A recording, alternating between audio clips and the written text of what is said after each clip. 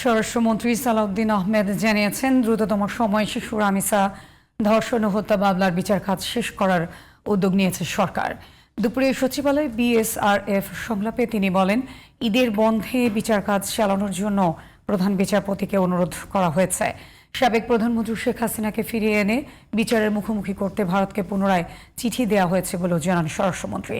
Israel ভ্রমণ নিষিদ্ধ করে পাসপোর্ট পরিবর্তন আনা হবে বলেও জানান তিনি।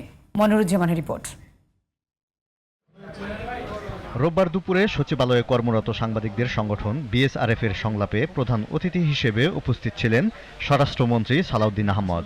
সমসাময়িক নানা ইস্যু উঠে আসে আলোচনায়। স্বরাষ্ট্রমন্ত্রী বলেন, অপরাধমূলক প্রতিটি ঘটনায় অপরাধীকে দ্রুত বিচারের আওতায় আনতে বদ্ধপরিকর সরকার। শিশু রামিসা ধর্ষণ ও হত্যা মামলাটি দ্রুত নিষ্পত্তির উদ্যোগ নেওয়া হয়েছে বলেও জানান তিনি। আমরা নিশ্চিত যে মাননীয় আদালত এই প্রসিকিউশন টিমের বক্তব্য শুনে চার্জশিট দেখে এবং এভিডেন্স 164 এগুলো দেখে সঠিক সিদ্ধান্ত নেবেন এবং সর্বোচ্চ শাস্তি নিশ্চিত করা হবে। 5 থেকে 7 দিনের ভিতরে এই বিচার কার্য সমাপ্ত হবে। সাংবাদিকদের প্রশ্নের জবাবে সালাউদ্দিন আহমদ জানান, বাংলাদেশের ইতিহাস সংস্কৃতি যোগ করেই শিগগিরই পাসপোর্টে পরিবর্তন আনা হবে, বাদ যাবে ইসরায়েলের নাম। পাসপোর্টে আমরা আগের মতোই অ্যাকসেপ্ট ইসরায়েল শব্দটা যুক্ত করব, এটা আমাদের সিদ্ধান্ত। বাংলাদেশের প্রতিচ্ছবি এবং বাংলাদেশের প্রতিনিধিত্ব দেখবেন, বাংলাদেশের মানুষের কালচারাল যে চিন্তা সেটা ওখানে পরিষ্কারভাবে দেখবেন, ওখানে কোনো দলীয় চিন্তা দেখবেন না।